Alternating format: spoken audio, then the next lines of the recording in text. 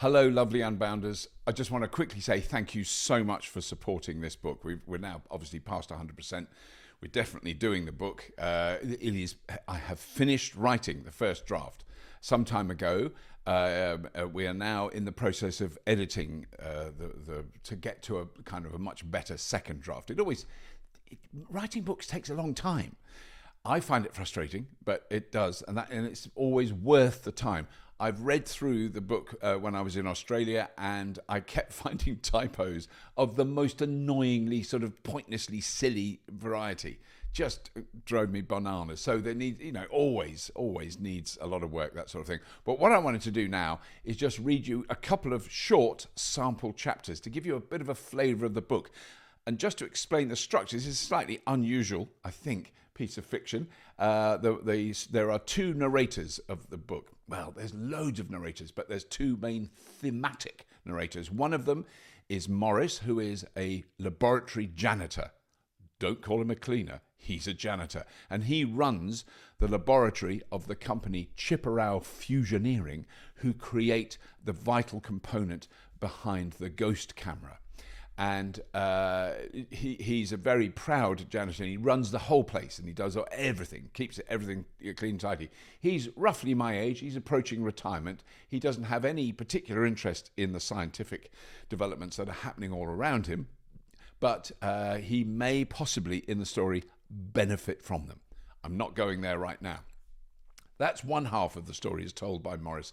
The other half is told by reports in, first of all, very niche scientific journals, and then scientific blogs, and then tech blogs in general. Gradually, it sort of works its way up through the media, the sort of more niche media, into mainstream media, and then it becomes a story in the national press around the world. And this is two stories I want to read that are from two much respected British newspapers.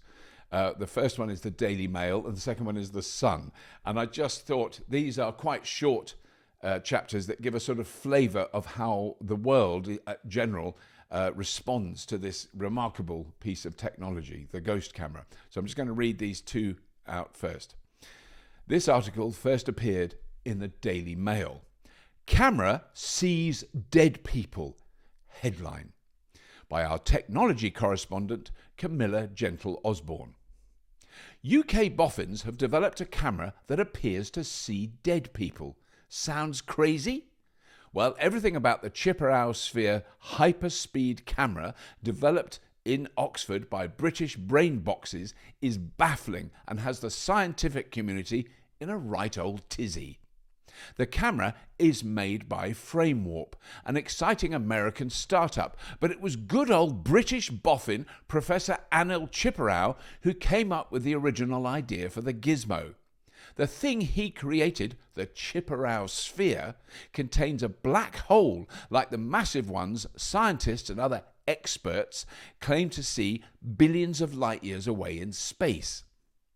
This tiny black hole, you'd need to collect several million together before you could see them with the naked eye, apparently sucks light and time into a tiny metal ball made of super powerful magnets. Yes, you read that right. They have now calibrated what happens when this camera takes a snap. If you are standing nearby when they fire it up, you will see it gets a bit darker around the camera, and you will lose a bit of time. Okay, it's only a fraction of a second, but it literally steals a bit of your life. You will live a fraction of a second shorter every time it takes a picture.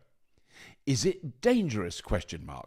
Professor Chippewa claims it is very safe, that the physics taking place are at such a tiny scale it makes no impact on us or the planet. The Chippewa Sphere is what powers this camera, and even calling it a camera is slightly misleading.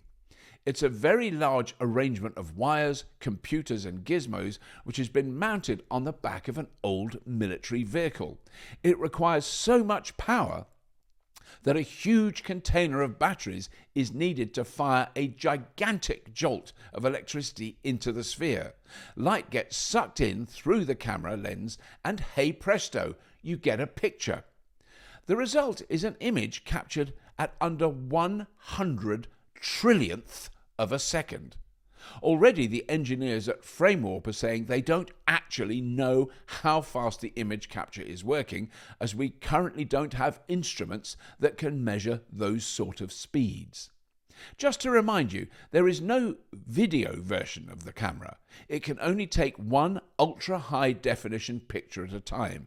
It then needs 4 minutes to recharge the huge batteries, so it wouldn't be much use at a wedding. The pictures that result, ? Although none have yet been released for public view, apparently they show a view unrelated to what we can see with the human eye, and indeed what the standard camera mounted above the device sees when it takes a picture at the same time. The standard camera does what you'd expect, takes a snap that looks like the view we'd see if we were standing in the same position.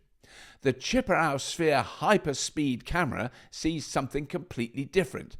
And so far, even though there have been samples sent to physicists around the world for assessment, no one seems to have a clue what is going on. Some descriptions of the images have been released, but FrameWarp have claimed they are simply speculative fiction coming from conspiracy fantasists. The reports we've heard suggest the resulting pictures are of people and places never seen before. And some of the people are standing close to the camera, and the pictures of them are in incredible detail and high definition. These are people we cannot see with the naked eye, standing right next to us. So the question is the camera seeing ghosts? There are suggestions swirling around on social media that this could even be the God camera, a machine capable of capturing an image of the Almighty.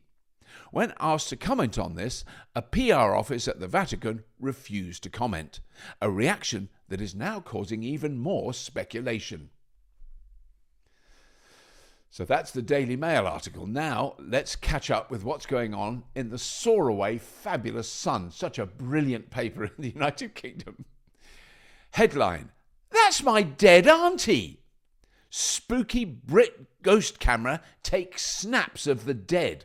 Subtitle: "Mad boffins have spent billions of taxpayers' hard-earned dosh making a so-called hyper camera which, experts claim, takes pictures of dead people. Is this true? What's the point?" Kirsten Roberts from Doncaster saw one of the snaps doing the rounds on the internet and recognised her Auntie Jean in one of the pictures, standing in a crowd and wearing a silly costume. But Jean died in 2020, and yet there she was, right as rain and smiling away in the sunshine, wearing clothes that looked odd, in a place no one recognised. Mad cat boffin Anil Chipperao, the old Indian professor who made the camera, said it wasn't an image of a ghost, but someone who is alive now, but in a different dimension. The Sun says, "Leave the sci-fi to Star Trek, mate. Let the dead rest in peace." There we go. The fabulous Soaraway Sun. Right on the money yet again. Anyway, those are 2 short chapters. I will do more updates soon. I'm going to obviously I made a little mistake when I was reading that, which is a clue that I might need to do some small rewrites even on this. And I will read some more chapters and do some more updates in the coming weeks and months. But I just want to repeat my thanks for all the support that this book has had. I'm really excited about it. I actually think, I'm going to state this now, it's the best book I've ever written. I'm really excited about it. It's bonkers, but plausible. Anyway, that's all. See you again soon. Bye.